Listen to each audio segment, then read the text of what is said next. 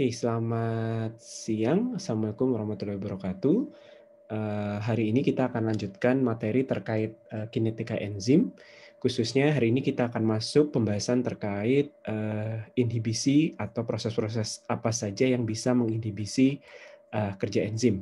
Tapi sebelum saya lanjutkan ke materi, saya ada video yang bisa memberikan ada penjelasannya, tapi ada juga animasinya, jadi mungkin bisa memberikan penjelasan yang lebih gamblang gitu ya terkait proses inhibisi dari enzim. Mohon ditonton ya, jangan ditinggal tidur.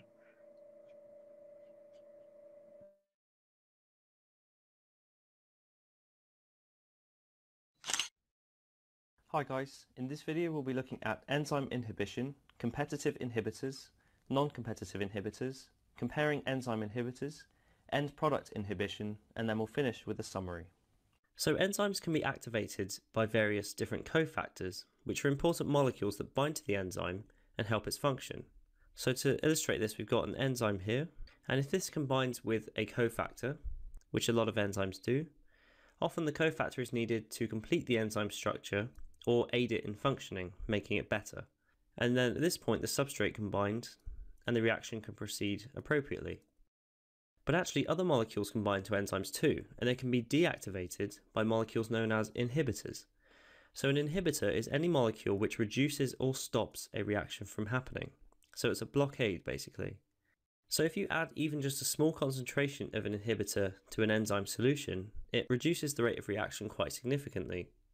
So if we had a progress of reaction along the bottom, and we had the rate of reaction here, at this point, if we add an inhibitor, it really reduces the reaction quite a lot, because you can see it quickly drops down to another level. If we add the inhibitor in excess, so lots and lots of inhibitor molecules, into the solution, then the reaction basically comes to a stop and is prevented completely. So with the same graph, looking at time and rate of reaction here, if we add excess inhibitor, then the reaction drops right down to zero and it basically stops. So it can be a very powerful molecule.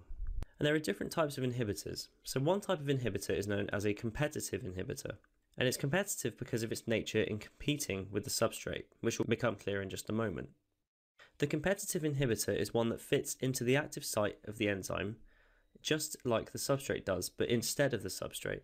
So often it's very similar structure to the substrate in that it can fit to the active site, but often it's slightly different in its chemical structure. So here we have an enzyme, and the substrate normally fits perfectly into the active site. But if we add a competitive inhibitor, it can also fit in due to its shape.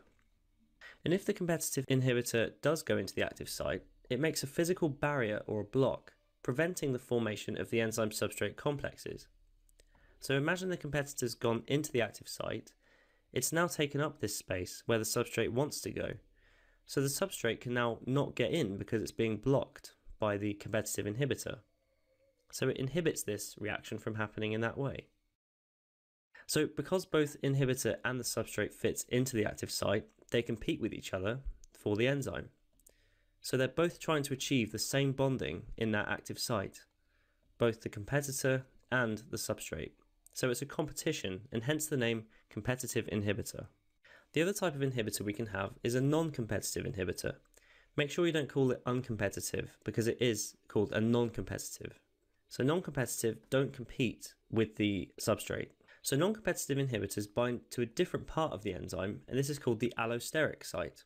So it's not the active site this time. So this is our non-competitive inhibitor in the green, and we have our enzyme over here, and it binds into this site here, and the active site is over here. There can be multiple different sites on an enzyme. The active site where the actual reaction happens, and that's where a competitive inhibitor would bind, but a non-competitive inhibitor binds a different site called the allosteric site, and usually this is far away from the active site on the structure of the protein. So the non-competitive inhibitor binds into this site, and when it does, it interacts with chemical groups causing a conformational change in the enzyme. And the conformational change usually goes to the active site. So we've got the non-competitive inhibitor binding into its allosteric site. And at this allosteric site, there are certain chemical interactions between this inhibitor and the enzyme, and these get transferred through the enzyme, and it changes the shape slightly, and you can see that it's changing the shape of the active site. So conformational change refers to a shape change. And because there's a shape change, we've got an altered shape of the enzyme's active site, and now it's no longer complementary with the substrate that it's supposed to bind. So these chemical changes have altered the active site to a point where now the substrate that should fit into the enzyme can't properly fit, and so the reaction again is inhibited. Because these inhibitors don't bind to the active site, they don't compete with the substrates. They simply win by binding somewhere else. So they're not competitive, hence the name non-competitive. Whereas a competitive inhibitor would go at the same site as the substrate. Because there are two different types of inhibitors, they produce different results when we consider how the reaction progresses. Competitive and non-competitive inhibitors work in different ways. As we've already seen, they bind at different sites, and they inhibit reactions, therefore, in different ways. This one creates a physical block, and the non-competitive inhibitor creates chemical changes indirectly. Non-competitive inhibitors are very powerful, and they can inhibit something very strongly. So if we were to have substrate concentration down on the x-axis and initial rate of reaction on the y-axis, where usually when you increase the substrate concentration, your rate of reaction goes up because there are more substrates to react and make products with. If you were to do this same thing, but this time have an inhibitor present in all of your measurements, you get this constant line where as you add substrate concentration, it doesn't increase the rate because it's so powerful it's blocked it to this level. So the non-competitive inhibitors are very strong. Competitive inhibitors are still able to inhibit, but they're less powerful than non-competitors. So here we have again substrate concentration, and we will have initial rate of reaction on this side. And again, as you increase substrate, you increase the rate of reaction, the normal red line. If we now add a competitive inhibitor, for every given substrate concentration, the rate is lower. But as you keep increasing substrate concentration, it still does come back up to a normal level. So it's still inhibiting, but it's less powerful than non-competitive. If we have a graph of both inhibitor types, you can see the comparison. So let's have the same graph again, but with all of the lines together. Substrate concentration on the x-axis, and initial rate of reaction on the y-axis. This is with no inhibitors at all. The green line represents competitive inhibition, and the red line represents non-competitive inhibition. So you can see that the non-competitive one brings the rate down a lot more than the competitive one for a given substrate concentration. And eventually there comes a point where it really does plateau off, and increasing the substrate concentration doesn't help anymore, whereas normally it would for a little bit longer. When we're talking about competitive inhibitors, they tend to bind reversibly. So when the competitive inhibitors come in and they bind to the active site, they are allowed to leave again, and often they're sort of flipping in and out randomly. But non-competitive inhibitors bind permanently. So once they've bound to their allosteric site, that's it, they're stuck in place, and those chemical changes are permanently done. So this table just summarizes a few features of both of these types of inhibitors. So for a competitive inhibitor, it binds at the active site, it binds reversibly, and the inhibition is quite weak. For a non-competitive inhibitor, it binds at the allosteric site, it's normally permanent, and the inhibition is strong. We've already seen how enzymes can work together to complete metabolic processes. For example, when the product of one reaction, i.e. if we add this substrate to this enzyme, we get the product of this rectangle. This product can go and be the substrate for the next reaction. And there can be multiple step reactions where they use the previous product as the substrate for the next reaction. And this is used in metabolic pathways like the Calvin cycle or the Krebs cycle, for example. But there's another type of inhibition we need to be aware of called end product inhibition. A lot of the time, when a cell is doing a reaction, it only wants a certain amount of molecule being produced. So when we're making particular molecules, whether that be something in respiration or something in making muscles contract, it doesn't want to overproduce and it doesn't want to underproduce. It's got to make the right level of any chemical. This could be for a number of reasons. If you make too much of something, it can be very dangerous, it can harm proteins, it can change the pH. If you don't produce enough, for example ATP, you may end up starving the cell of energy. So any chemical that is made in an enzyme-controlled reaction needs to be controlled, and they only want a certain amount of this chemical. So in this case, what they can do is use one of the products as an inhibitor in itself to another enzyme in the pathway. So for example, if we use this substrate in this enzyme to make this product, the yellow square can go back and inhibit one of the enzymes to stop it making so much of this. And in this situation, if the inhibitor is non-competitive, i.e. binds to an allosteric site, and the last product in the pathway, it's called end product inhibition. So what this is explaining is that you have a pathway making a particular molecule, say a multi-step pathway leading to the formation of this yellow square. This is our end product. You could use it to be, for example, ATP if you'd like to. We want a certain amount of ATP. What this ATP can do is go backwards and inhibit enzymes which make it itself, almost like it's going back in time and stopping itself from being made. So it goes to the enzyme that helps to make ATP, and it binds to this allosteric site, and it acts as a non-competitive inhibitor. So that means that no more of it gets made. So it's almost like it's at the front of the queue and it's telling everyone behind to stop because we've got enough. So what happens is the concentration of the final product might start getting high. So we're making lots of this yellow square. As it builds up, it's then going to act and create more inhibition on those other enzymes. So let's look at a pathway. We've got green triangles becoming the rectangles, the squiggly shape, and then this final product. So this is our end product. It's an important, useful molecule that we like, but we don't want to have too much of it. If these steps are happening loads and loads and loads, then we're going to get lots of this product, and we want to stop this because if we have too many, it's going to be a problem. So the product itself goes and acts back on this first stage enzyme and inhibits this enzyme from doing that first step, non-competitively. So then this stops happening and this won't get made anymore. So it's stopping the cell from going too far. And then greater inhibition will lead to a decrease in the amount of this end product being made. So as it goes back and inhibits this doesn't happen, and all of the steps after it don't get to happen either. They'll still continue with what they've got left, but they will eventually slow down, and the amount of the end product being produced will run out, or go down. And then eventually, of course, we'll go in the other direction. If the concentration of the end product keeps going down, then the inhibition decreases, because it's now not able to carry out this end product inhibition. So because this has been inhibiting itself, this has now been falling, and because this is falling, the inhibition is going to fall, and then the enzyme will become reactivated again, and it can carry out the stages again, and then start making it. So hopefully you can appreciate that as it gets too high it will be brought back down, but as it gets brought back down it will be made high again.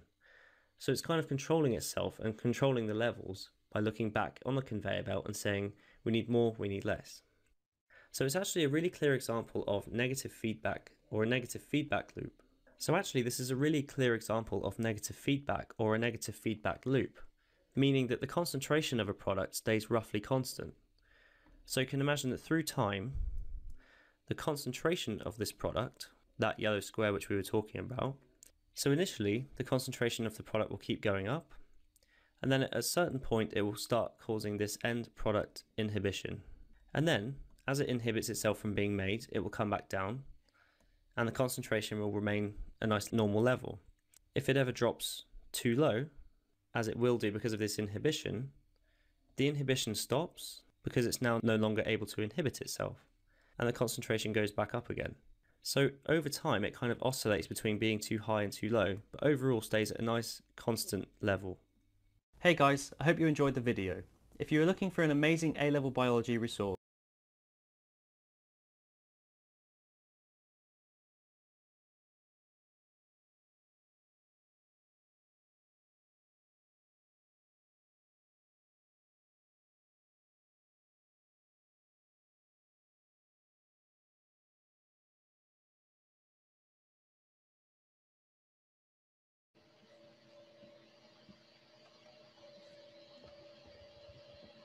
Oke, baik, tadi sudah sempat dijelaskan melalui video. Jadi ada, kalau yang dijelaskan di video tadi, pada dasarnya inhibisi yang bisa dialami oleh enzim itu ada 3 jenis ya. Jadi satu adalah inhibisi dari zat yang sifatnya kompetitif.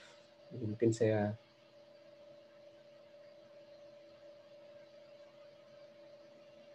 Untuk persamaannya mungkin tidak akan saya bahas sekarang, nanti saja pas membahas persamaan di slide yang di belakang.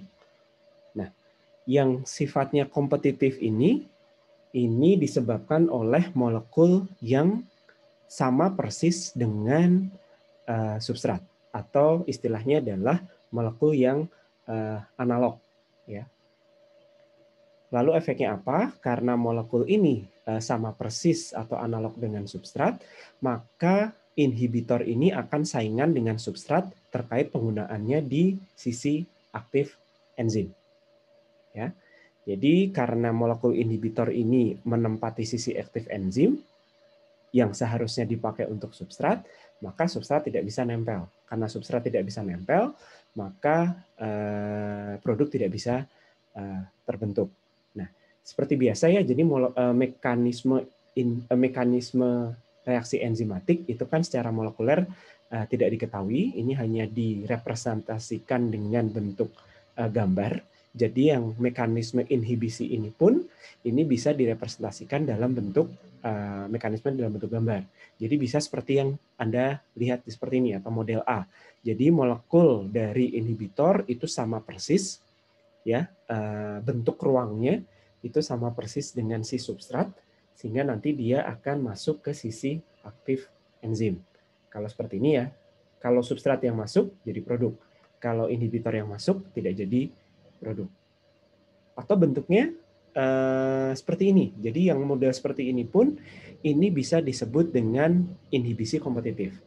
Jadi molekul inhibitor itu tidak nempel di sisi aktif, tapi karena dia nempel di sisi tapi si molekul inhibitor ini mengganggu masuknya si substrat ke sisi aktif. Jadi Anda bayangkan seperti ini ya, kalau si inhibitornya sudah nempel, maka substratnya tidak bisa nempel. Kalau ini kan tidak bisa jadi produk. Atau menjadi seperti ini. Ya, jadi bisa dibayangkan molekul dari si inhibitor, ya ini sebetulnya sama saja, dia menutupi bagian sisi aktif dari enzim yang seharusnya dipakai oleh substrat. Atau menjadi seperti ini. Jadi model-modelnya ada beberapa ya. Jadi intinya begitu molekul inhibitor itu bertemu dengan substrat, molekul inhibitor itu bertemu dengan enzim, si substrat sudah tidak bisa nempel ke enzim lagi. Tapi tidak ada perubahan konformasi yang terjadi pada enzim. Ya. Jadi seperti itu. Nah, kalau yang non-kompetitif, ini dinamakan non-kompetitif karena si inhibitornya itu tidak memiliki kesamaan struktur. Jadi dia hanya menempel pada sisi lain dari sisi aktif. Jadi bukan sisi aktif dari si enzim. Atau tadi ada yang di video tadi istilahnya apa? Yang memperhatikan. Dia nempelnya di apa? Allosteric site bukan, Pak? Ya, betul. Jadi sisi allosterik. Sisi allosterik itu adalah sisi dari si enzim yang bukan sisi enzim. Bukan sisi aktif enzim. Nah, begitu si inhibitor non-kompetitif ini nempel ke sisi allosterik, bentuk konformasi dari si enzimnya akan berubah. Jadi sisi aktifnya itu tetap ada, tetap tidak terpakai oleh inhibitor, tapi gara-gara inhibitor itu nempel di tempat lain, bentuk enzimnya berubah, maka bentuk dari sisi aktifnya juga berubah. Nah, kalau bentuk dari sisi aktifnya itu berubah, maka ya sisi aktifnya akan menjadi tidak aktif buat si substrat yang sebelumnya. Oke, skema reaksinya nanti saja ya, terakhir saja. Nah, non-kompetitif ini biasanya disebut ada dua tipe ya, ada yang namanya non-kompetitif murni atau non-kompetitif campuran. Oke, disebut murni kalau jadi enzim itu kan harusnya berikatan dengan substrat, kemudian membentuk enzim substrat dan membentuk enzim plus produk gitu ya. Nah, kalau ada inhibitor, kayaknya harus balik ke sini dulu deh. Oke, kalau ada inhibitor, enzim inhibitor ini bisa membentuk kompleks dengan enzim yang kita sebut dengan kompleks EI. Jadi enzim inhibitor. Nah, bisa juga setelah membentuk enzim substrat, membentuk kompleks enzim substrat ya, tertempeli oleh inhibitor. Atau setelah membentuk enzim inhibitor, tertempeli oleh substrat. Tapi dua-duanya ini tidak akan jadi produk. Yang jadi produk hanya yang enzim substrat. Nah, kalau inhibitor non-inhibisinya sifatnya adalah non-kompetitif murni, maka ini terjadi kalau afinitas dari substrat terhadap enzim sama dengan afinitas dari substrat terhadap kompleks EI dan afinitas inhibitor terhadap enzim sama dengan afinitas inhibitor terhadap kompleks ES. Jadi afinitasnya sama. Jadi benar-benar persaingannya tuh seimbang gitu ya. Jadi istilahnya seperti itu. Jadi E dengan S-nya itu sama. Kalau E sudah ditempeli inhibitor, peluang untuk berikatan dengan S-nya itu sama dengan kalau enzim berikatan dengan S saja. Atau sama kalau enzim sudah mengikat substrat, itu peluangnya untuk berikatan dengan I itu juga sama. Jadi sebanding. Itu yang sebutnya adalah non-kompetitif murni. Nah, sekali lagi mekanismenya seperti apa ya Anda bayangkan dengan gambar yang tadi. Nah, kalau yang campuran ini beda-beda. Mana yang lebih tinggi atau mana yang lebih rendah tidak bisa ditentukan ya. Jadi selama afinitas dari masing-masing pembentukan kompleks itu berbeda, yaitu namanya adalah non-kompetitif campuran. Maksudnya di sini adalah akan ada peluang terbentuk ES, ada peluang terbentuk EI, ada peluang terbentuk ESI, dan ada peluang terbentuk EIS. Seperti itu. Nah, pengaruh di grafik nanti saya tunjukkan di akhir saja ya. Nah, kemudian, kalau non-kompetitif penuh, kalau seperti Anda gambarkan di sini, seperti kita gambarkan ya.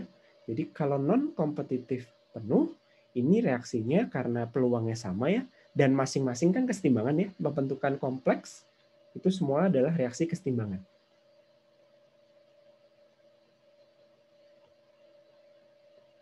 Artinya ya reversible gitu ya. Nah, ketika semuanya punya peluang yang sama, berarti kan bisa membentuk seperti ini penggambarannya. Tapi hanya kalau si enzimnya berikatan dengan substrat saja, itu yang bisa menjadi produk. Nah, kalau yang non-kompetitif sebagian, ini Anda bisa bayangkan mekanismenya seperti gambar di slide ini. Ya, jadi peluangnya beda-beda, tetap merupakan reaksi kesetimbangan, tapi mana yang gampang terjadi itu bisa beda. Anda bayangkan ya, kalau ini sudah terjadi, bisa berubah menjadi seperti yang di kanan selama si I-nya lepas. Tapi kalau I-nya nggak lepas, ya berarti kompleks ES-nya tidak bisa terbentuk. Oke ya. Jadi kalau yang begini, ini kan berarti hanya bisa menjadi yang seperti ini, gitu ya. Sementara yang di atas hanya bisa yang ke kanan. Nah, kalau yang tadi, ini kan macam-macam kemungkinan ini bisa terjadi. Nah, nanti kalau di gambar, saya balik sebentar, tapi nanti saya akan jelaskan lebih detail untuk gambarnya ya. Jadi kalau inhibisi kompetitif, itu sebetulnya nanti yang akan berubah itu adalah nilai KM-nya. Ya, kalau kompetitif, itu KM-nya akan naik atau turun kira-kira. KM-nya akan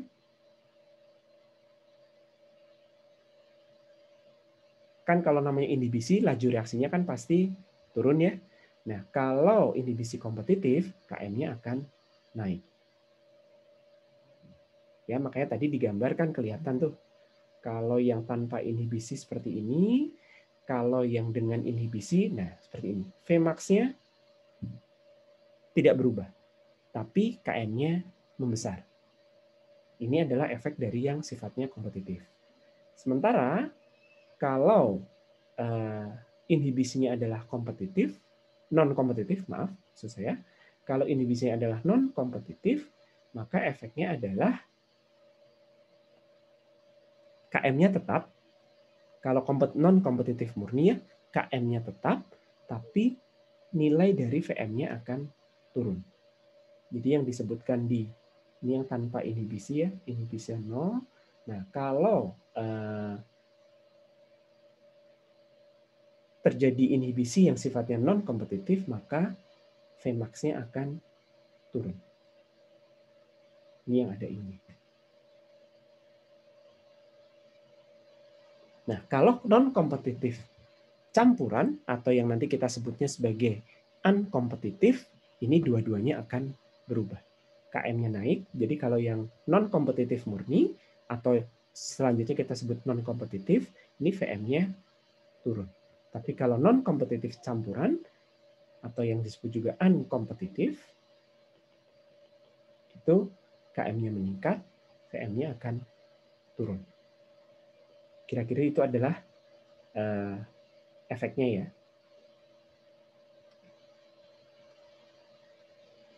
Oke, dari situ ada yang mau ditanyakan dulu? Nah, kira-kira penggambarannya seperti itu. Nah, nanti juga kita akan lihat ada sifatnya adalah inhibisi substrat. Jadi,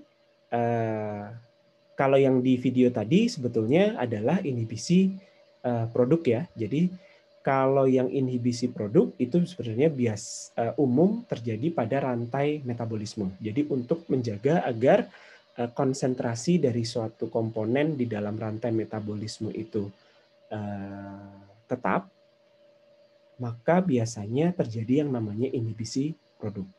Maksudnya inhibisi produk tadi bagaimana? Inhibisi produk itu terjadi kalau produknya itu terlalu banyak, maka produk terakhir tadi akan menginhibisi kerja enzim. Nah, kalau kerja enzim terinhibisi, maka laju reaksinya akan turun, maka produksi dari produknya akan turun. Nah, nanti kalau konsentrasi produk sudah turun, maka inhibisi produknya akan berhenti. Sehingga nanti laju reaksinya naik lagi, sehingga konsentrasi produk akan naik, dan seterusnya. Jadi secara umum tadi ada terlihat ya ada gelombang-gelombangnya. Nah, selain inhibisi produk yang sudah dijelaskan di video tadi, ada juga inhibisi substrat. Jadi untuk beberapa jenis interaksi antara enzim dengan substrat, kalau konsentrasi substratnya itu tinggi, maka ini akan menyebabkan laju reaksinya turun. Reaksinya nanti saja. Nah, di sini kalau tidak terjadi inhibisi, seperti biasa ya, kurvanya seperti ini. Nah, tapi kalau mengalami inhibisi, jadi ketika belum terjadi inhibisi substrat, ketika substrat itu naik, maka laju reaksi akan naik. Ikut puncak yang di sini. Tapi ketika laju reaksi konsentrasi substrat itu ditambah atau ya berlebih ya, melebihi suatu nilai tertentu, maka laju reaksi itu akan turun. Ini adalah proses yang namanya inhibisi substrat. Jadi nanti akan ada konsentrasi substrat yang optimum yang menghasilkan laju reaksi yang optimum atau maksimum pada suatu titik. Karena kalau kurang dari itu laju reaksinya turun, tapi kalau lebih dari itu laju reaksinya juga turun.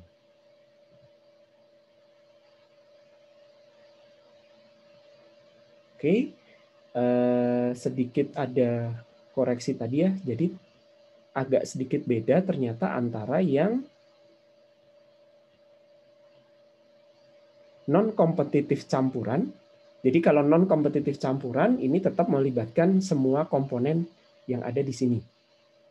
Sehingga nanti kalau ada inhibisi yang sifatnya non-kompetitif tapi campuran, maka VM akan turun, KM-nya akan naik.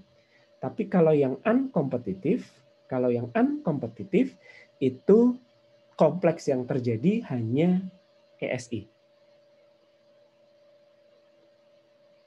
Ya, jadi pada inhibisi yang sifatnya unkompetitif, agak sedikit beda ya. Kalau non-kompetitif, ini enzim inhibitor dia bisa berikatan dengan enzim. Mengikat enzimnya bukan pada, ini yang non-kompetitif ya. Non-kompetitif inhibitor ini akan berikatan pada enzim pada sisi allosterik atau bukan pada sisi aktif. Begitu si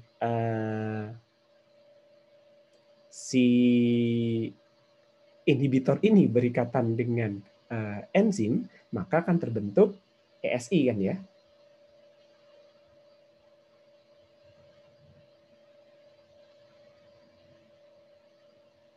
Ya. Jadi kalau yang non kompetitif, E itu akan bisa berikatan dengan inhibitor. Ikatannya bukan pada sisi aktif. Nah, sehingga kompleks enzim inhibitor ini masih bisa ditempelin substrat.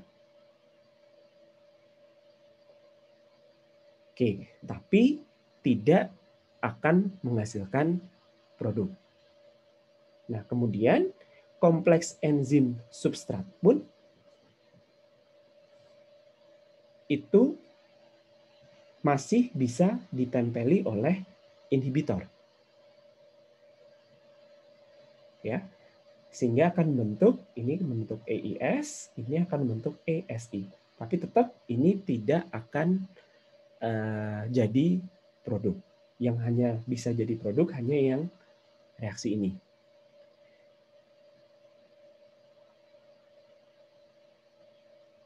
Nah, kalau non-kompetitif murni, karena mekanismenya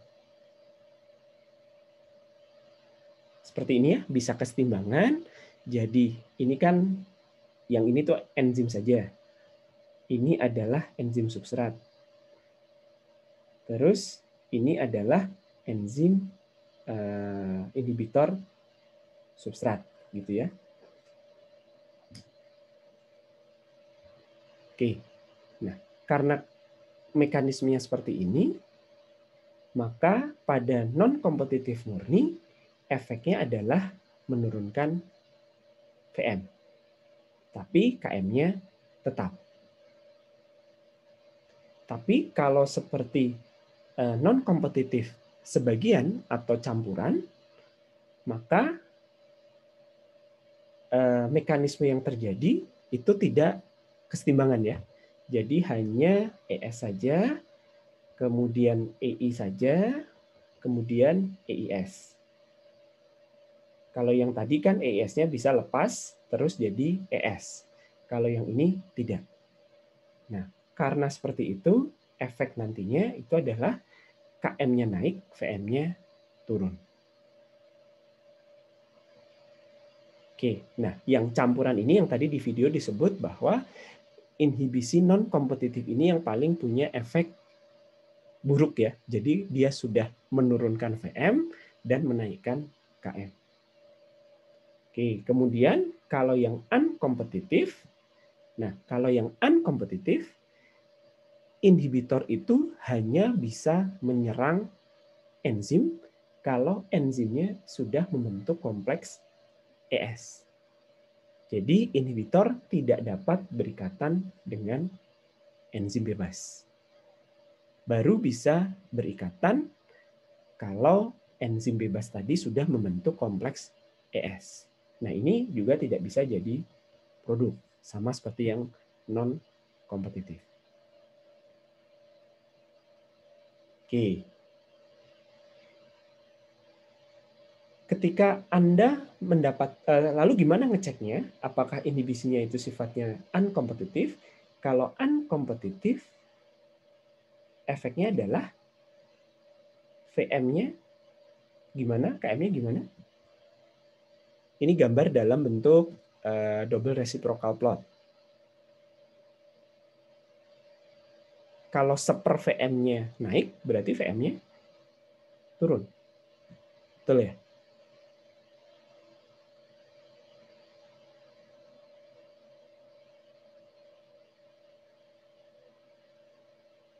Ya, jadi yang nyata ini adalah dengan adanya inhibitor. Kalau seper KM-nya itu turun, Anda lihat ya bedanya, ini yang uncompetitive, ini yang non-kompetitif campuran.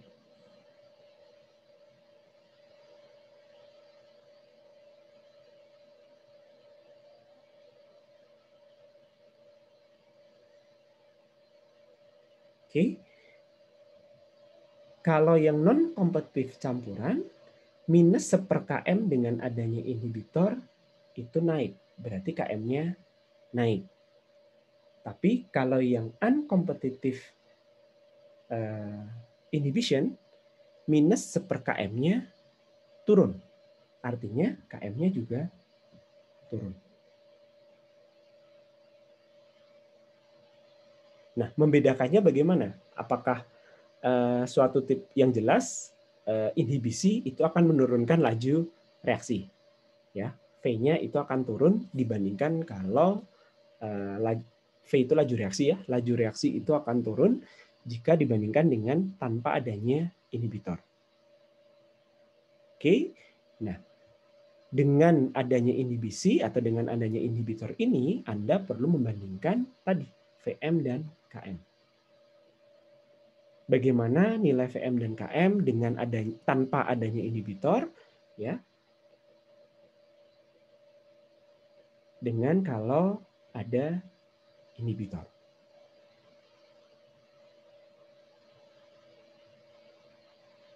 Kalau VM-nya tetap, KM-nya naik, berarti itu adalah yang kompetitif tadi, ya.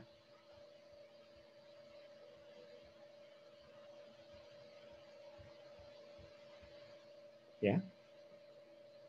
Jadi kalau VM-nya tetap, KM-nya naik, maka itu adalah kompetitif. Anda akan bisa dapat gambarnya seperti ini. Oke, kalau biasanya non-kompetitif ini yang kita lihat non-kompetitif murni, ya. Kalau KM-nya tidak berubah, jadi kebalikan dengan yang kompetitif, ya. Kalau VM-nya turun, tapi KM-nya tidak berubah, maka itu adalah yang non-kompetitif atau non-kompetitif murni. Tapi kalau KM-nya naik, VM-nya turun, nah ini yang paling celaka gitu, ya. Ini adalah yang non-kompetitif campuran. Sementara kalau dua-duanya turun, ini adalah yang unkompetitif. Dari sini ada yang mau ditanyakan dulu?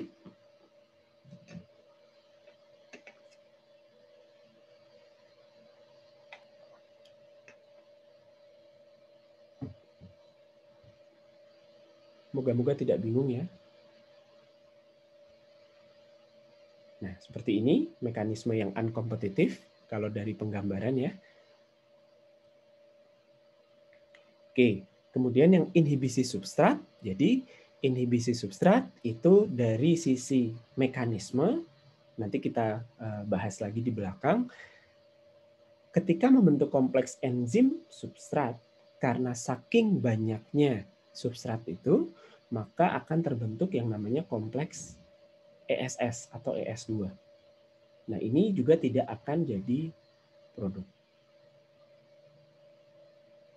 Kenapa reaksinya seperti ini? Ya, ini memang diasumsikan, dikira-kira karena bentuk dari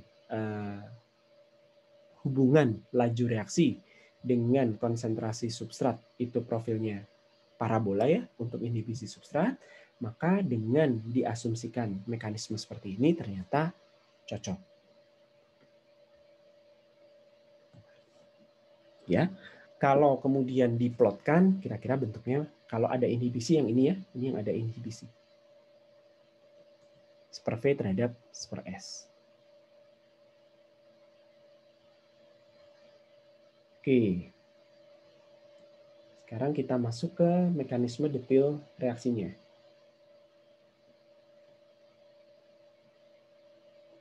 Oke, mungkin sebelum lanjut, ada yang masih ingat kemarin bagaimana menentukan persamaan laju reaksi enzimatik? Asumsi apa yang bisa digunakan?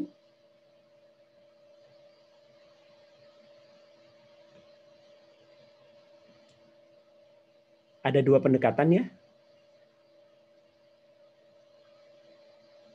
Kan pada intinya reaksi enzimatik yang tanpa inhibisi itu seperti ini. Ya, sehingga reaksi itu akan diawali dengan pembentukan kompleks substrat. Reaksi pembentukan kompleks itu adalah reaksi reversible, tapi kalau sudah terbentuk kompleks kemudian berubah menjadi produk, itu menjadi reaksi yang irreversible. Jadi reaksi tahap pertama itu adalah reversible, yang reaksi tahap kedua adalah irreversible. Nah, untuk menentukan hubungan antara V terhadap sebagai fungsi dari konsentrasi substrat, sehingga nanti kemarin Anda bisa dapat persamaan seperti ini ya. VM apa?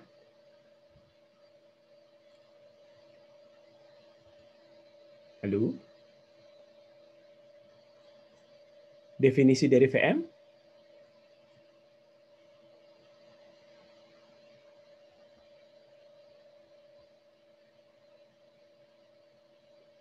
Anissa Gati ada? NIM 92?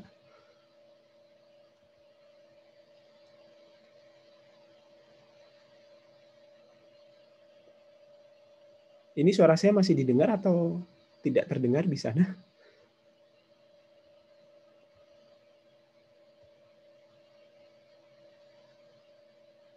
Masih terdengar. Oke, bisa dijawab Anissa Gati, NIM 92 16092.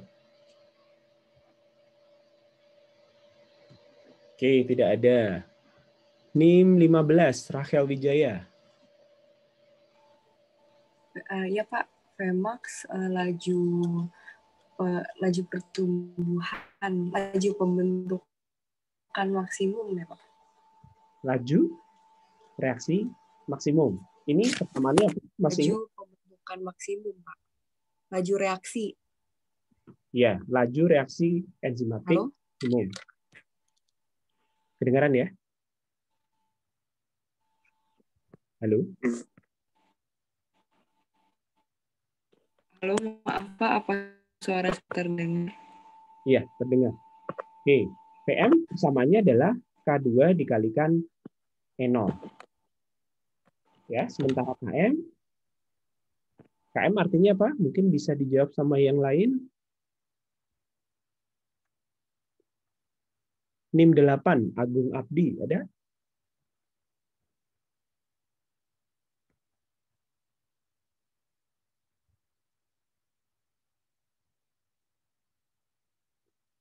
Ada? Agung Abdi, NIM 8?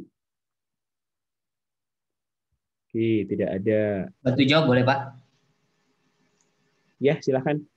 KM itu afinitas enzim terhadap substrat. Jadi seberapa suka si enzimnya terhadap substratnya Pak? Betul. Kalau dari persamaan, KM itu apa? Apa per apa? Amin 1 plus K2 per K1. Oke, itu dari konstantanya. Kalau dari konsentrasi apa per konsentrasi apa?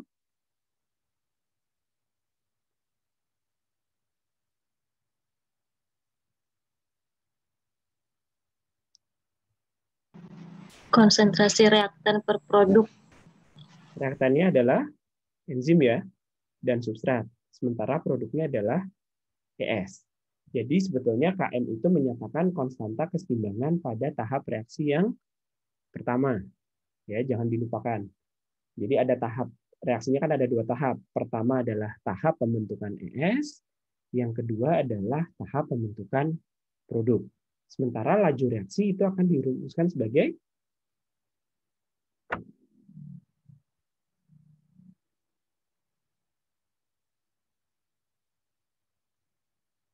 kalau Anda lihat dari reaksi yang kedua, maka laju reaksi akan sama dengan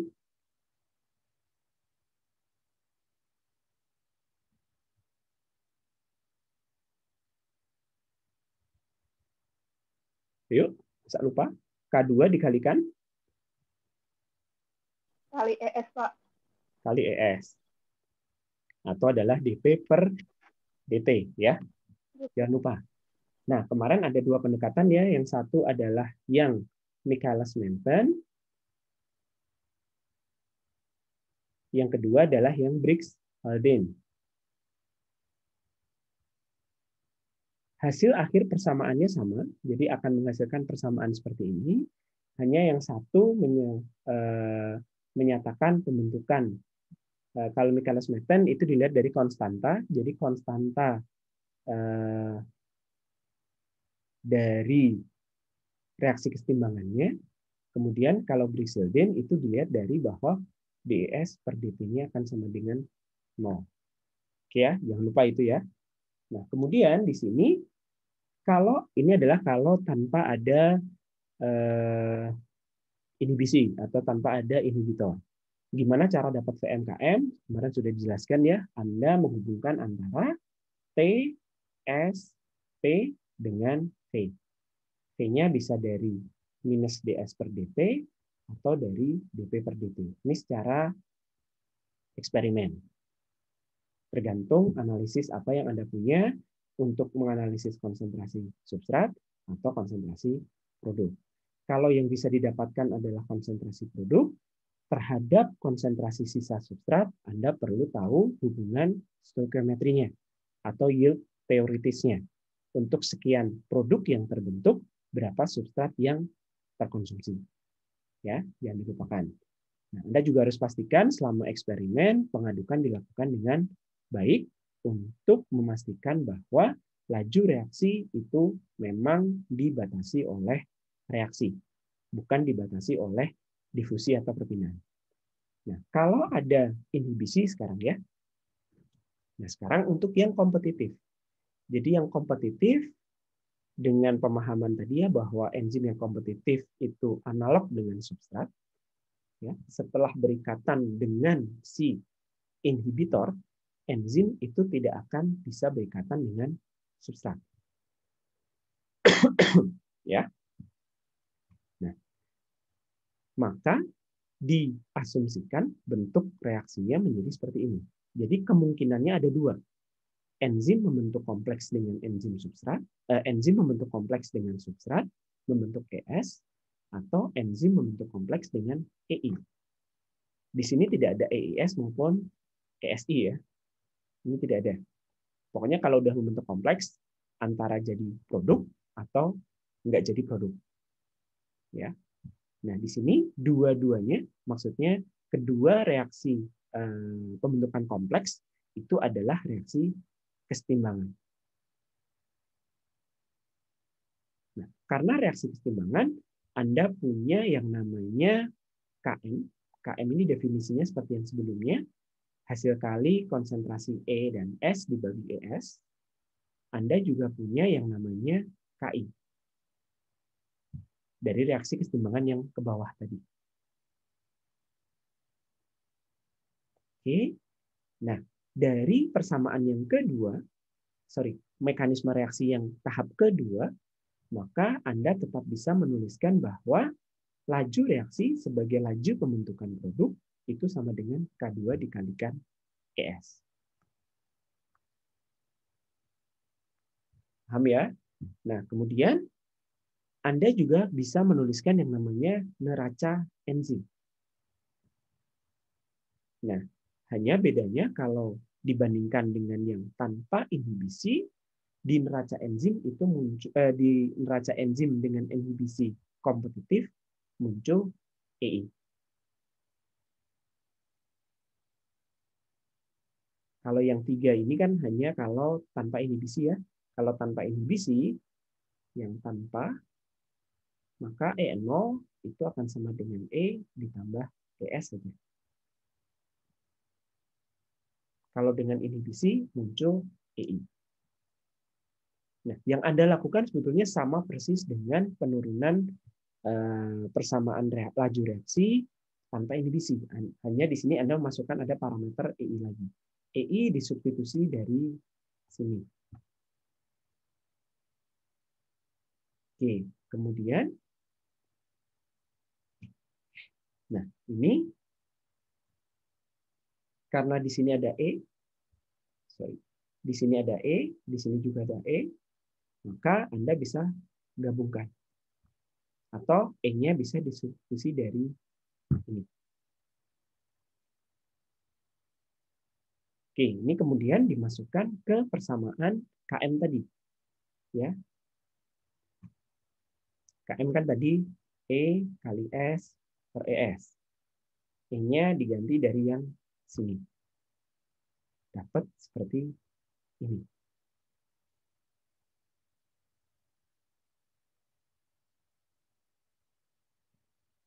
Terus dijabarkan lagi. Sehingga Anda bisa dapat ES. Jadi E-nya ini kan semua dalam bentuk ES ya. Ini ada ES. Terus disamakan penyebutnya menjadi ES. Sehingga Anda dapatkan ini. Atau ES-nya adalah ini. Lalu ES-nya dimasukkan ke tadi. Ini kan adalah ES. Masukkan ke sini. Apa yang beda dari kalau tanpa inhibisi? Ada parameter ini. K2 dikalikan E0 apa? Vm. Ya. Sehingga untuk inhibisi yang sifatnya kompetitif, Anda akan dapatkan V-nya adalah, oke, mungkin lebih enak ditulisnya ini ya. Ini akan dapatkan Vm dikalikan S per Km 1 plus I per KI ditambah S. Kalau tanpa ini, kalau inhibitor, I itu adalah konsentrasi inhibitor ya. Kalau tidak ada inhibitor atau konsentrasi inhibitornya sama dengan 0, maka persamaannya akan balik ke persamaan Michaelis-Menten yang awal. Semakin besar konsentrasi inhibitornya, maka nilai I akan semakin besar ya, dan nilai Km akan menjadi makin, nilai Km dikalikan ini ya, maksudnya ini yang disebut dengan nilai Km nyata. Ini. Kalau I-nya 0, ketika I-nya 0, Km nyata akan sama dengan Km. Tuh ya. Tapi kalau I-nya makin besar, maka Km nyatanya akan semakin besar. Kalau Km nyata semakin besar, ini semakin tinggi, maka V-nya akan turun. Oke, ada yang mau ditanyakan dulu?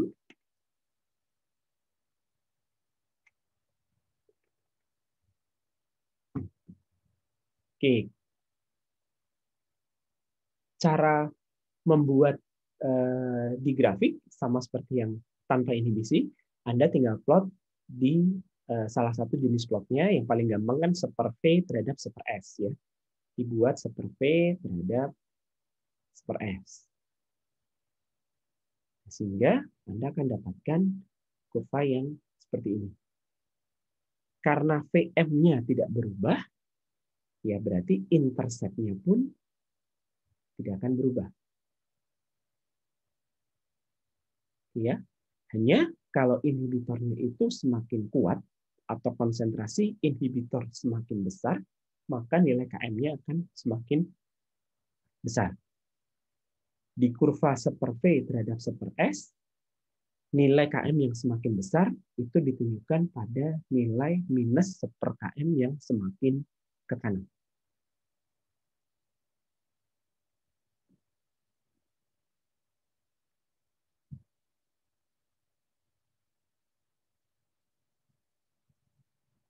Oke ya. Nah, sekarang kita lihat yang ada yang mau ditanyakan dulu?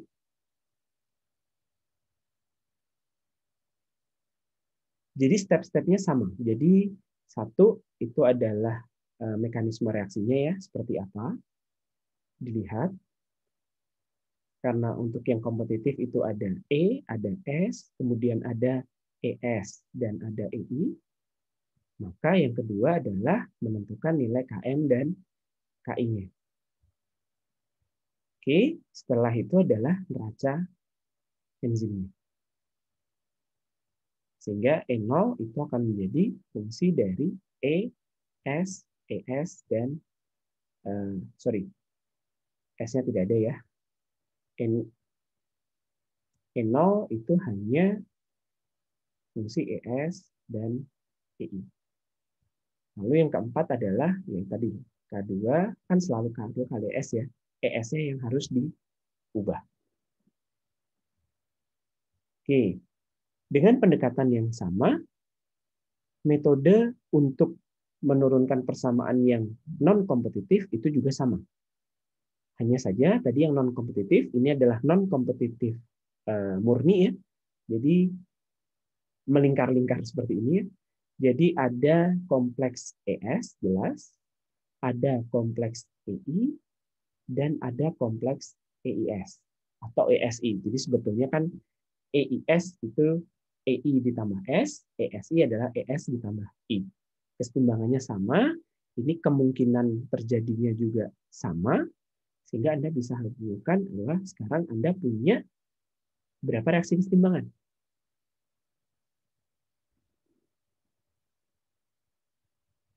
Kalau seperti ini, berapa reaksi kesetimbangan? Tinggal lihat gambarnya. 4, Pak. Ada 4. Tapi karena ini peluangnya adalah sama ya, dan dia muter-muter, maka Anda bisa lihat, apa yang bisa Anda lihat di sini adalah konstanta kesetimbangan yang reaksinya ke atas bawah ini, itu sama, dan konstanta kesetimbangan yang reaksinya ke kanan, yang horizontal, juga sama. Tapi KI tidak sama dengan KM ya, beda. Jadi yang sama adalah KI yang kiri dengan yang kanan, yang sama lagi adalah KM yang atas dengan KM yang bawah.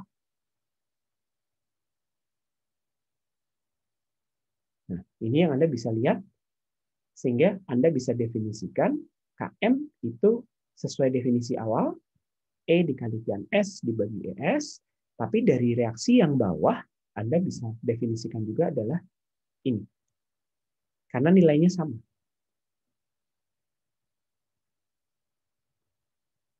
Demikian juga untuk KI. KI dari reaksi kiri, Anda definisikan yang ini, ya, dari yang reaksi yang kiri, ini, tapi dari yang kanan, Anda juga bisa definisikan yang ini. Ya, jadi setelah mekanismenya Anda asumsikan, Anda bisa menyusun konstanta kesetimbangan. Konstanta kesetimbangannya untuk dua kompleks ya, kompleks pembentuk bukan untuk dua kompleks, untuk dua reaksi kesetimbangan yang ES, yang KM, dan konstanta kesetimbangan yang dengan inhibitor atau yang EI. Oke, setelah konstanta kesetimbangan didefinisikan, Anda bisa membuat lagi yang namanya neraca enzim. Sekarang ada EIS, tambah lagi 1.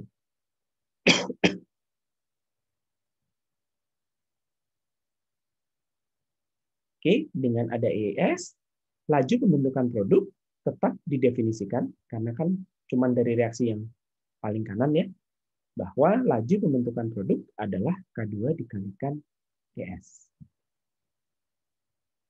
Lalu apa yang harus Anda lakukan? Intinya adalah Anda harus menghubungkan ES di persamaan ini dengan parameter-parameter di neraca enzim dan di konstanta kesetimbangan. Sama seperti yang sebelumnya. Disubstitusi ya, disubstitusi, lalu Anda dapatkan E, lalu E-nya nanti Anda substitusikan ke ES.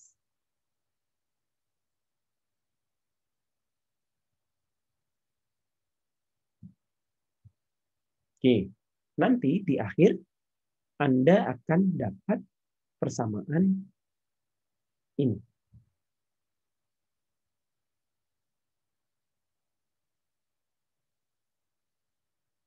Oke.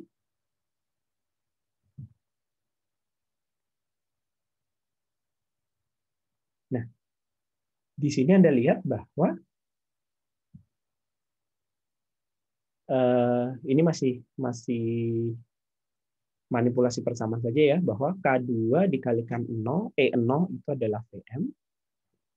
Kemudian ini adalah 1 plus I per K1 dikalikan KM plus S. Jadi yang bagian ini masih mirip Michaelis-Menten. Oke, nah sekarang sehingga nanti ada yang namanya yang ini kan masih Michaelis-Menten ya, jadi Anda bisa lihat bahwa nanti VM S per KM plus S, kemudian VM-nya dibagi dengan 1 plus I per KI. Ini.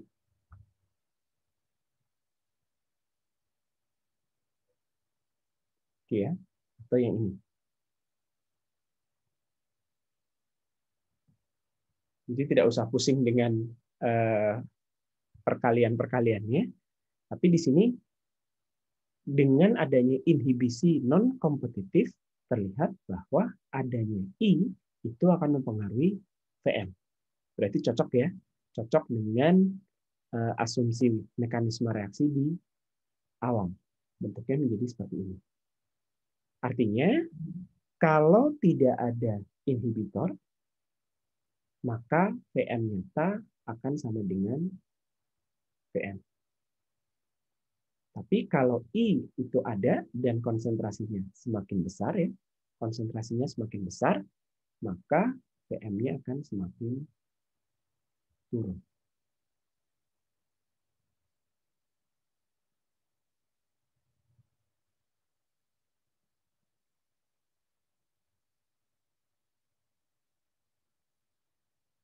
Oke, kalau diplot, nah KM-nya bagaimana? Kalau KM-nya tidak berubah. Jadi kalau Anda lihat di sini, dari yang atas saja, yang ini. Kan pengaruhnya hanya terhadap KM. Nilai KM-nya tidak berubah, maka kalau diplot, Anda akan dapatkan gambar seperti ini. Ya, nilai VM yang berubah, karena ini seper V terhadap seper S, maka kalau VM-nya itu semakin kecil, maka seper VM akan menjadi semakin besar. Ya, KM-nya akan tetap. Kalau VM-nya semakin besar, ya berarti intercept-nya akan semakin naik. Kalau VM-nya semakin kecil, seper VM-nya semakin besar, intercept-nya akan semakin naik. Di gambar Anda dapatkan seperti ini. Jadi bagaimana menguji atau bagaimana menentukan inhibisi itu sifatnya kompetitif atau non-kompetitif, ya dari dibandingkan nilai VM dan KM sebelum ada inhibitor atau sesudah ada inhibitor.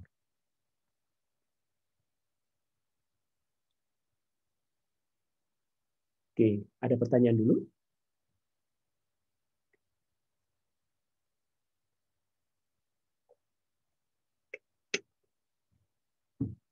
Kalau penurunan rumusnya tidak usah dihafal ya. Jadi Anda cukup pahami saja pendekatannya sama. Menentukan reaksinya, menentukan konstanta-konstanta kesetimbangannya, lalu menyusun raca enzim, menyusun persamaan laju reaksi, lalu ES pada persamaan laju reaksi itu diganti dengan komponen yang ada di konstanta kesetimbangan maupun di neraca enzim. Nah, sekarang yang bentuk inhibisi yang lain, ini adalah inhibisi yang unkompetitif.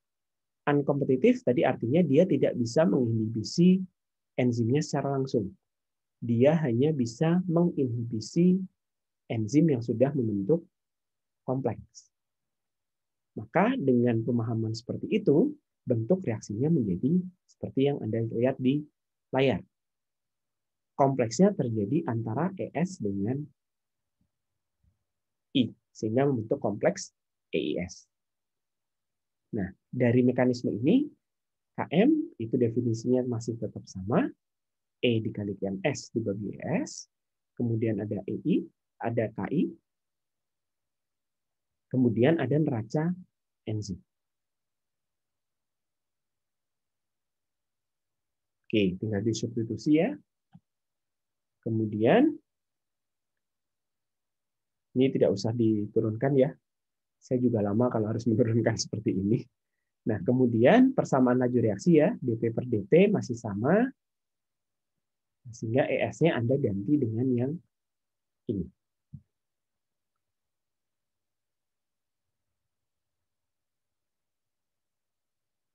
Oke, Anda dapatkan bahwa V itu akan menjadi seperti ini.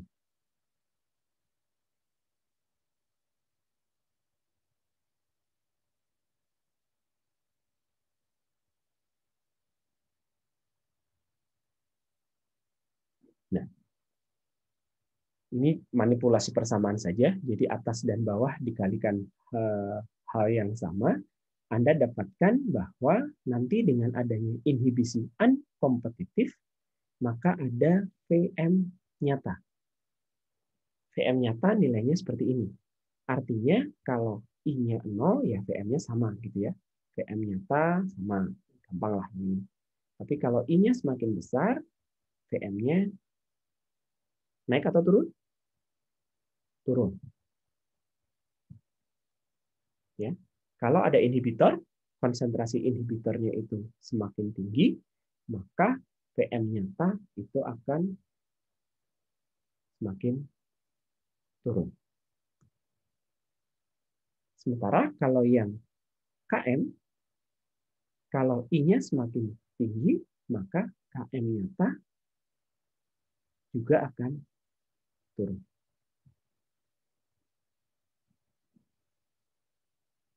Jadi efeknya sama, menurunkan VM dan KM.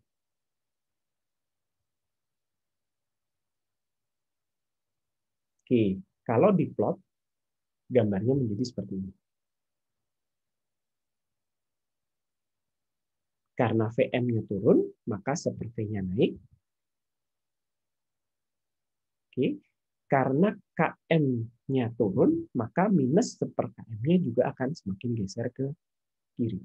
Ya, jadi V-nya, seper V-nya akan naik, minus seper KM-nya akan geser ke kiri.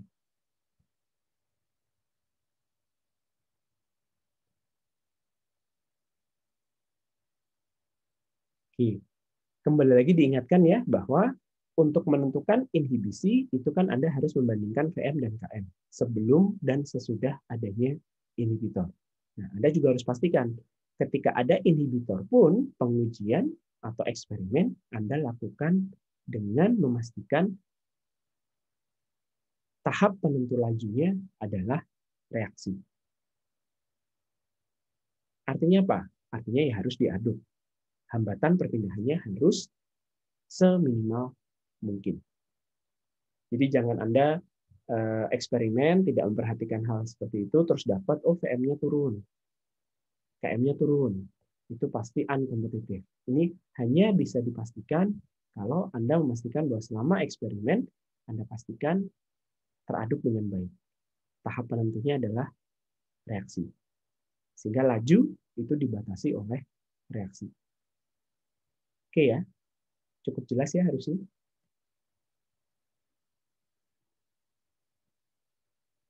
Baik, ada yang mau ditanyakan dulu?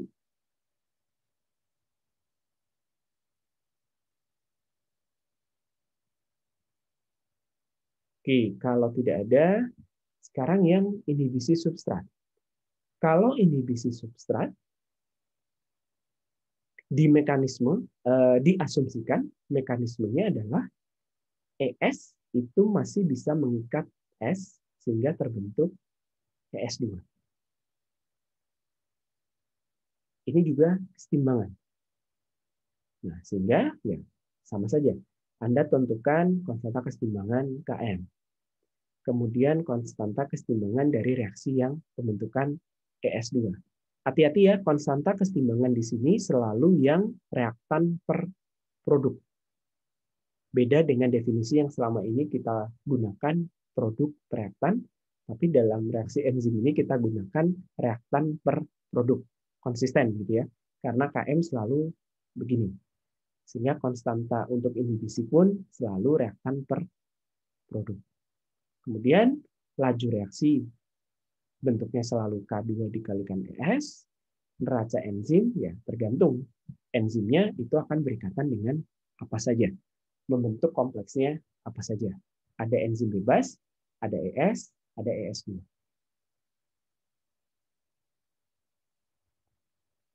Oke, selanjutnya sama persis, substitusi main-mainkan persamaannya, Anda dapatkan persamaannya menjadi seperti ini untuk ES. Nanti silakan dilatih sendiri ya, menurunkan persamaannya. Ini hanya eliminasi substitusi saja. Nah, atau ketika ES-nya adalah seperti ini, Anda dapatkan P-nya menjadi seperti ini. Atau yang ini.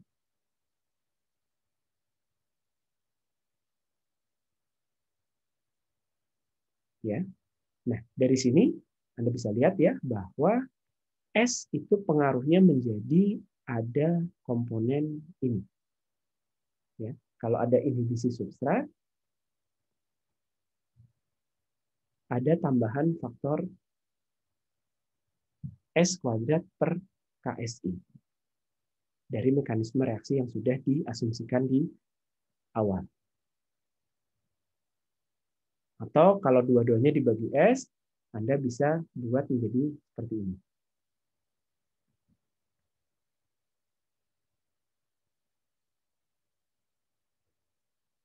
Oke, dari persamaan ini, apa yang bisa Anda amati?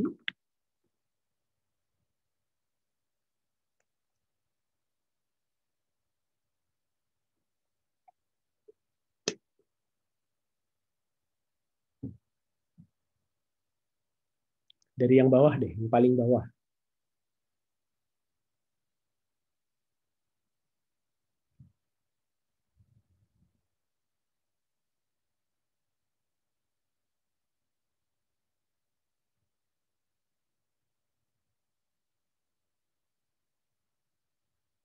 Lalu, ini senyap sekali, harus dipanggil ya.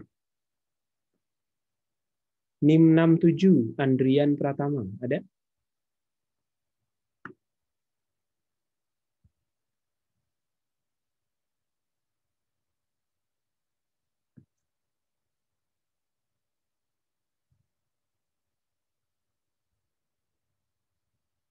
Tidak ada? Ditinggal tidur mungkin? Oke. Yang paling bawah, Jovan Emmanuel, ada?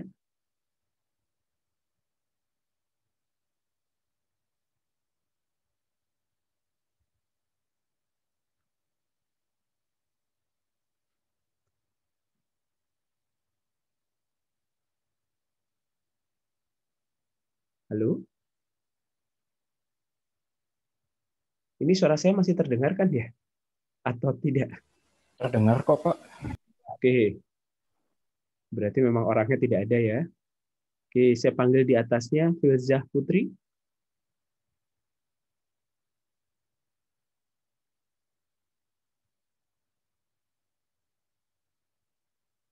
Tidak ada juga. Ini pada kemana ya?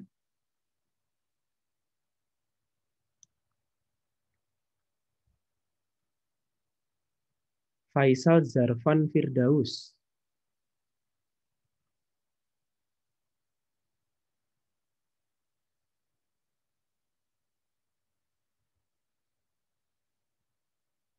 Ada? Tidak ada juga. Andi Maulia Trianjani.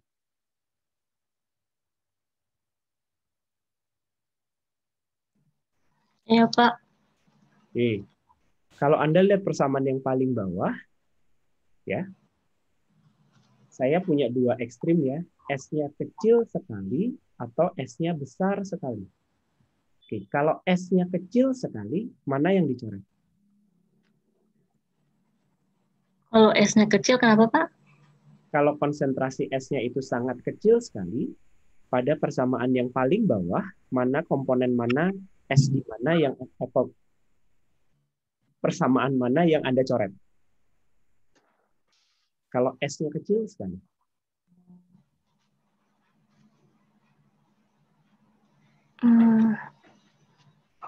KM ya, Pak? Yang KM. S-nya kecil sekali loh ya.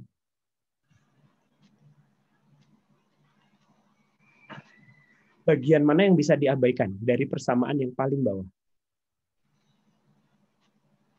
Dicoret artinya kan bisa diabaikan. Bagian persamaan yang penyebutnya bisa diabaikan ya, Pak? Semuanya hilang dong. Jadi V sama dengan PM dong.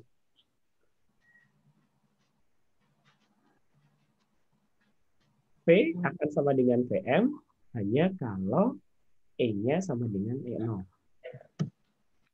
ES-nya sama dengan E0. Kalau sekarang persamaannya adalah yang paling bawah ini, pada konsentrasi substrat yang kecil atau sedikit, bagian mana yang bisa diabaikan? Yang konsentrasi substrat per KSI, bukan, Pak? Alasannya?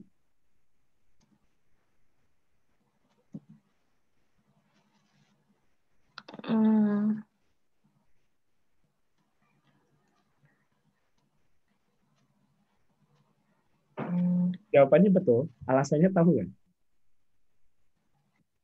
Karena hasilnya akan mengarah ke 0. Betul. Jadi yang komponen ini bisa Anda abaikan pada S yang sangat kecil. Kalau komponen yang ini diabaikan, persamaan ini ada persamaan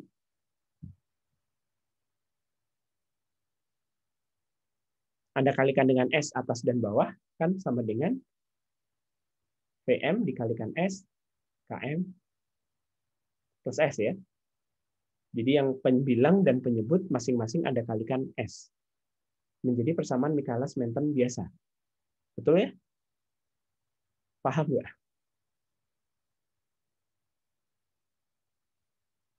Ya. Jadi pada konsentrasi yang cukup, konsentrasi substrat yang cukup kecil, maka komponen S plus KSI-nya diabaikan. Kalau S plus KSI-nya diabaikan, persamaannya balik ke persamaan Michaelis-Menten. Nah, sekarang kalau kebalikannya, ekstrim kanan, S-nya besar sekali, mana yang diabaikan? Ganti deh. Arsy Ramadanti, NIM 96. Ada? Iya, Pak. Iya, bisa dijawab?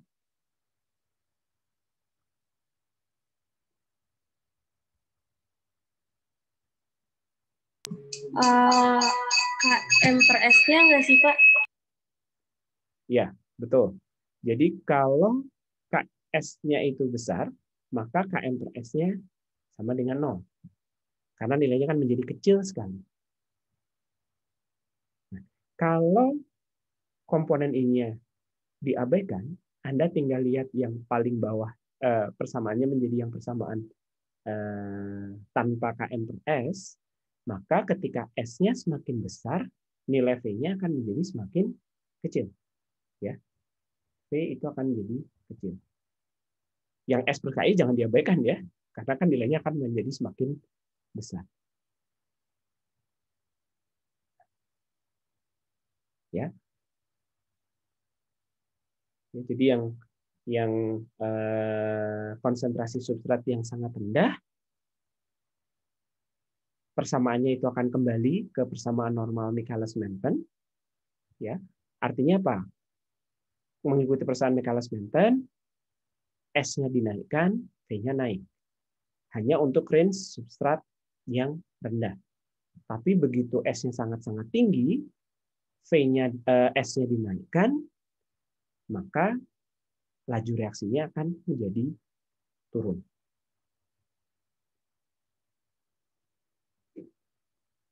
Ya. Nah, sehingga kalau dikurvakan yang tadi, ini adalah V, ini adalah S. Kalau Michaelis-Menten tanpa inhibisi substrat, begini ya. Jadi walaupun S, ketika S-nya itu dinaikkan, V-nya tetap bertahan di Vmax. Tapi kalau ada inhibisi substrat, ketika konsentrasi S kecil, dia masih naik. Tapi begitu melewati batas tertentu, S-nya dinaikkan, turun. Nah, Anda berarti harus bekerja pada range S di sini. Syukur-syukur Anda bisa bekerja pada titik optimum, sehingga laju reaksinya tetap maksimum. Mentoknya di situ. Ya, cara mengetahuinya bagaimana? Cara mengetahui di mana S maksimum itu adalah, kan Anda punya ya V sebagai fungsi,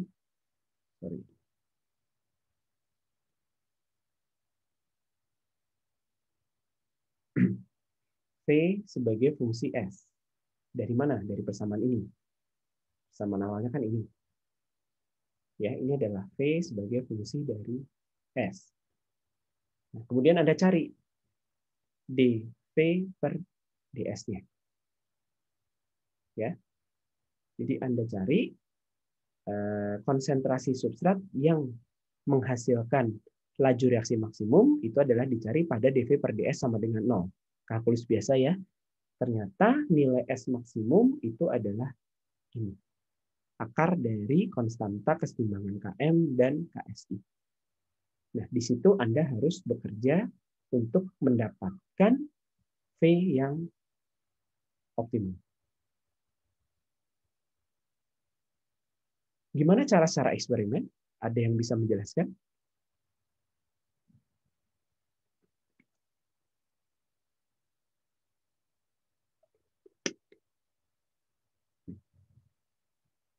Gimana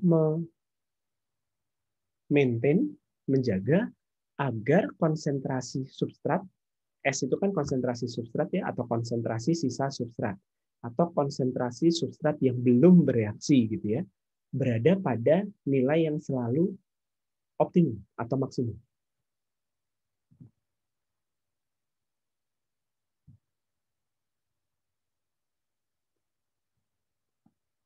Panggil lagi. Tadi terakhir Arsy ya. Dea Safira, NIM 95. Ada?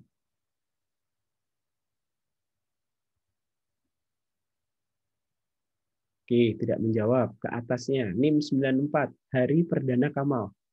Ada?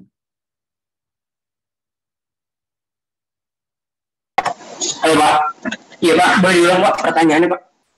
Kalau secara eksperimen, apakah Anda punya ide bagaimana cara menjaga agar konsentrasi substrat itu selalu optimum? Kan tadi gambarnya seperti ini ya. Kalau ada inhibisi substrat. Jadi kalau tidak ada nggak masalah. Kalau tidak ada inhibisi substrat, Anda kasih substrat sebanyak-banyaknya, pasti laju reaksinya tercapai yang maksimum. Tapi kalau ada inhibisi substrat, kan Anda punya nilai S nih, di mana V-nya maksimum. Nah, gimana menjaga kondisi S-nya tetap di sini? Karena kalau tidak Anda jaga, Anda kasih banyak di awal, laju reaksinya rendah. Tapi kalau Anda kasih sedikit, kan lama-lama habis. Laju reaksinya rendah juga.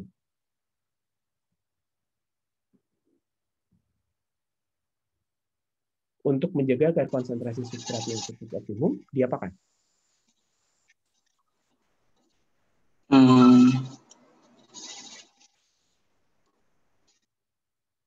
Ada ide?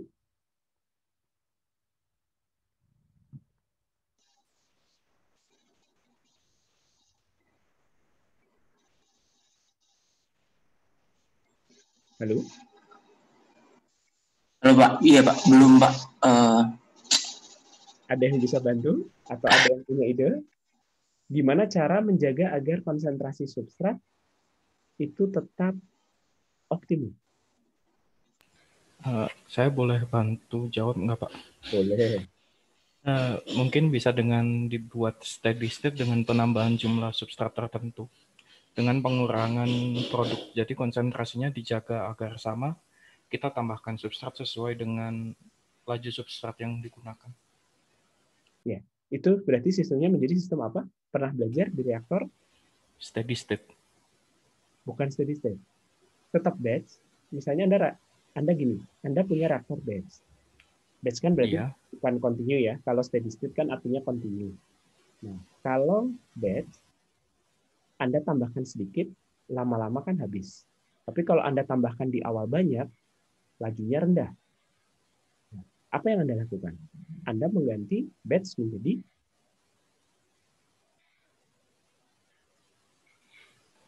Fat batch ya, Pak? apa? Fat batch, Pak. Ya, Anda lakukan fat batch. Untuk reaksi untuk mode operasi yang batch ya. Nah, kalau continue, nah ini memang Anda bisa mengatur dari sisi laju akhir. Berapa substrat yang harus ditambah per satuan waktu. Itu harus di-maintain pada kisaran substrat optimum. Betul. Kalau continue, nggak masalah.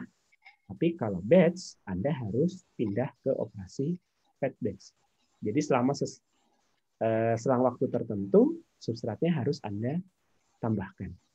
Sedikit, nanti bereaksi, nanti kalau sudah berkurang, tambahkan lagi, nanti bereaksi lagi, dan seterusnya.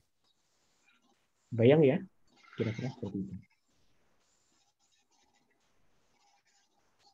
Ada yang mau ditanyakan dulu? Bentuk kurvanya kira-kira seperti ini. Ya, Anda harus bekerja pada rentang yang ini. Nah, terkadang ini sama seperti yang tadi sudah saya singgung, laju S itu menurun. Jadi ketika Anda naikkan S, kemudian V itu turun, itu kadang-kadang bukan disebabkan oleh inhibisi substrat. Tapi ini bisa juga disebabkan pada kondisi di mana kalau Anda punya substrat yang banyak, biasanya apa sih secara penampakan yang terlihat pada reaktor? Kalau konsentrasi substrat itu tinggi,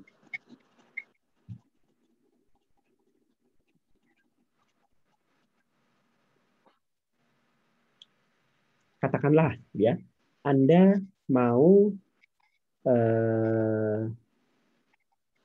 menggunakan enzim amilase. Amilase berubah apa menjadi apa?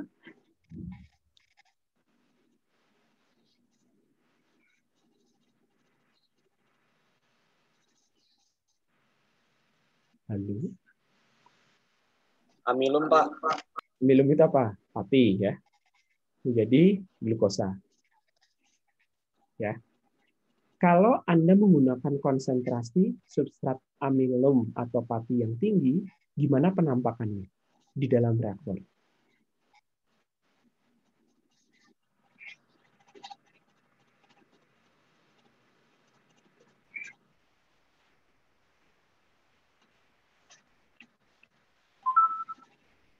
Kalau Anda buat larutan pati gitu ya, larutan pati, ketika konsentrasi patinya semakin besar, larutannya akan menjadi semakin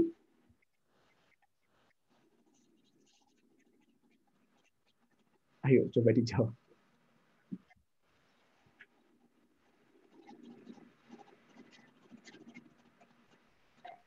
Secara jadi jenuh, Pak. Gimana? Jenuh. Jenuh. Oke, kalau secara fisik akan terlihat akan semakin apa? Kental. Akan semakin Betul. kental, betul. Viskositasnya akan semakin tinggi. Ya. Jadi untuk beberapa kasus, ketika Anda membuat larutan substrat, kemudian Anda mau reaksikan dengan enzim, lalu Anda gunakan konsentrasi substrat yang tinggi, itu bisa menaikkan viskositas larutan. Nah, kalau viskositas larutan itu semakin tinggi, apa efeknya? Efeknya adalah hambatan perpindahan untuk ketemunya si substrat dengan si enzim itu akan menjadi semakin besar.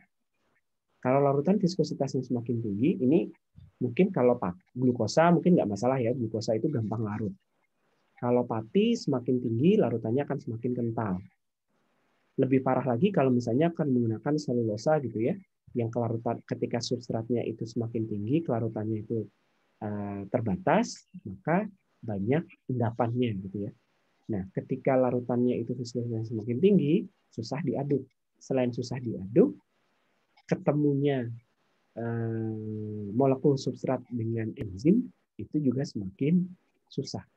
Kalau ketemunya semakin susah, apa efeknya terhadap laju reaksi? Laju reaksi akan menjadi semakin turun. Betul ya? Jadi laju reaksi akan menjadi semakin turun ketika konsentrasi substrat semakin tinggi.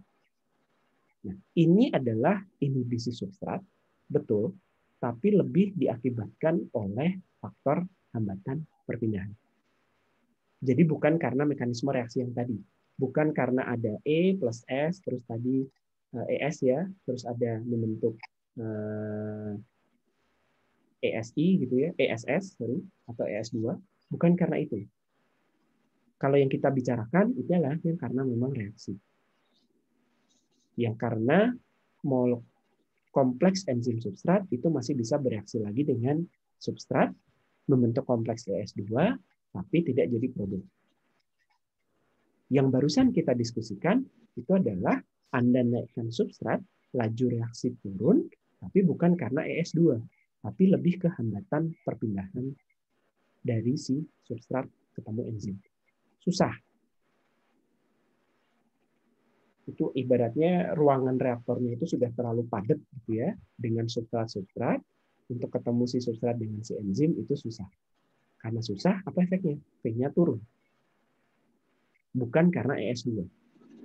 Jadi secara penampakan, karena kembali lagi ya, data Anda kan nanti hanya T, S, P. Kemudian ngitung V, gitu kan. Nah, Anda bisa dapatkan kurva yang seperti ini. P terhadap S-nya naik, terus turun. Gitu ya. Tapi itu bukan karena ES2. Bukan karena reaksi. Bukan karena mekanisme yang kita asumsikan di awal, tapi lebih ke hambatan perpindahan. Jadi hati-hati. Fenomena yang barusan kita diskusikan itu juga inhibisi substrat, tapi lebih ke hambatan perpindahan. Bukan karena pembentukan ES2. Kalau Anda paham ya, jadi biasanya kalau terkait inhibisi substrat itu ada dua hal yang bisa terjadi. Satu karena memang ES2 tadi, yang kedua adalah karena hambatan perpindahan. Karena secara fisik larutannya menjadi semakin kental, semakin susah diaduk atau malah ya banyak endapannya. Kalau Anda tambahkan substrat, kelarutan substrat itu terbatas, ada sebagian substrat yang tidak larut, maka substratnya akan mengendap. Kalau mengendap, itu akan memunculkan hambatan perpindahan massa. Oke. Kalau diplot super V terhadap super S, bentuknya menjadi yang kurva oranye. Oke, sampai di sini dulu ada yang mau ditanyakan?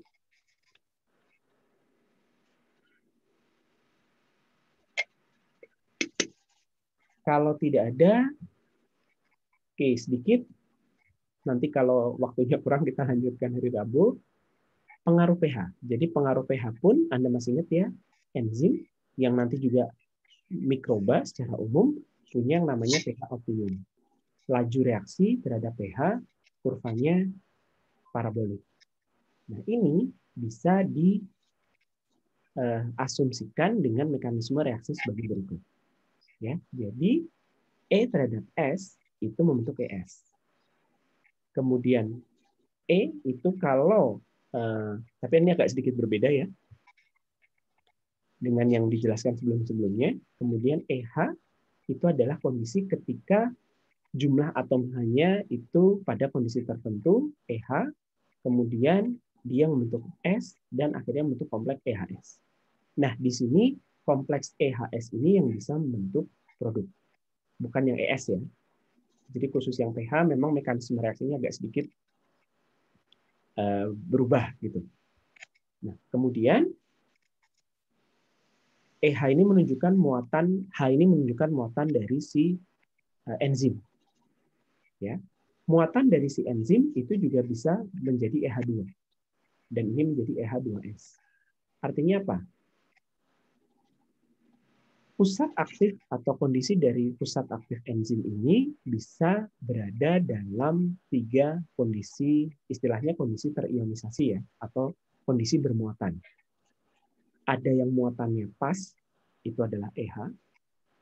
Ada yang muatannya kelebihan, positif 1, itu adalah EH2. Atau muatannya kurang 1, itu adalah E. Nah, yang pas ini yang nanti bisa membentuk produk.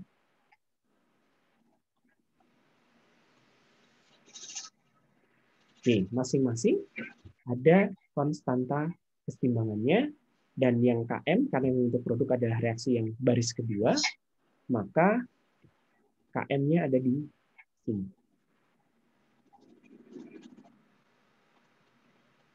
Baik. Ya. Tiga-tiganya bisa berinteraksi dengan substrat. Ya, E itu bisa berikatan dengan S jadi ES, EH bisa dengan S jadi EHS, yang EH2 pun bisa menjadi EH2S. Tapi hanya yang EH yang bisa menjadi produk. Ya, jadi yang bentuk EHS yang bisa menghasilkan produk. Artinya apa? Pusat enzim karena hanya EHS yang bisa menghasilkan produk, hanya EH yang bisa menjadi EHS, artinya pusat aktif dari enzim itu harus berada pada pH yang pas atau memiliki muatan H yang pas sehingga bentuknya adalah EH. Kalau kebanyakan muatan atau pH-nya rendah, EH2, ataupun kalau kekurangan muatan pada pH tinggi atau E, itu tidak akan membentuk produk. Kalau tidak membentuk produk, maka laju reaksinya akan turun atau laju reaksinya akan lambat. Ya, jadi pada pH yang tinggi, daerah atas itu adalah pH tinggi ya, pH tinggi itu basah, muatan hanya kurang gitu kan ya, kompleksnya itu adalah ES. Sementara kalau pH yang rendah, muatannya itu asam, hanya banyak. Yang banyak itu adalah EH2S, reaksinya akan lambat. Yang pas mana? Yang pas adalah yang EHS.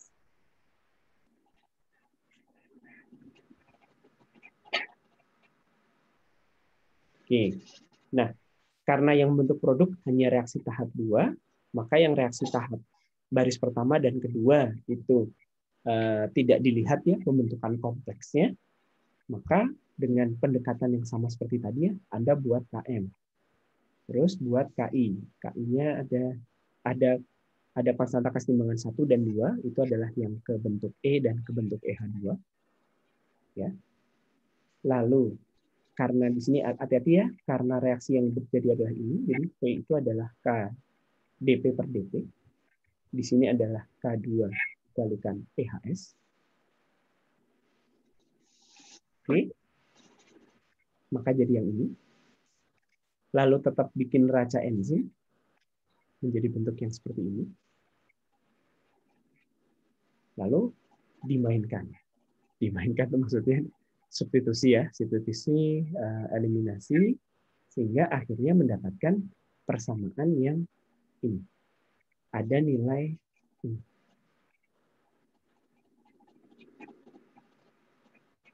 Jadi H plus K2 dikalikan E0 itu adalah Pm ya. Jadi ada kondisi di mana pada konsep ini artinya apa? Ketika hanya naik, ininya naik. Tapi yang di sini turun.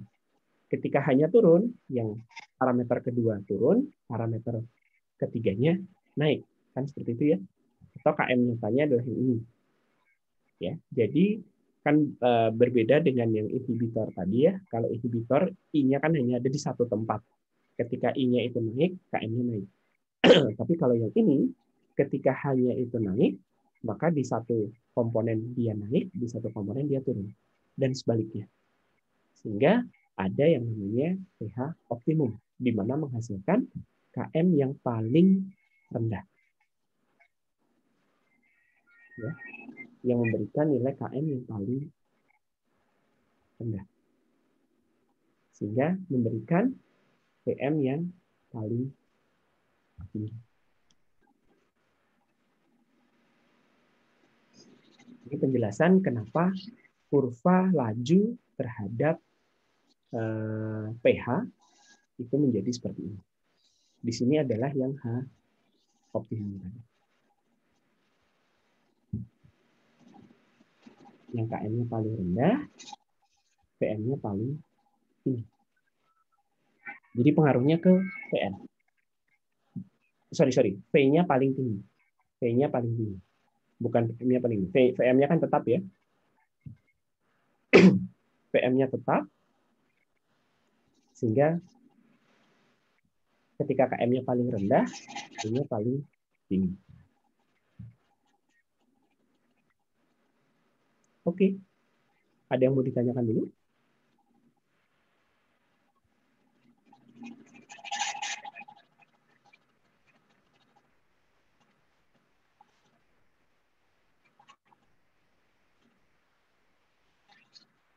Oke, cukup jelas. Kalau cukup sudah jelas, nanti pengaruh temperatur kita bahas di pertemuan hari Rabu. Terima kasih. Assalamualaikum warahmatullahi wabarakatuh. Waalaikumsalam.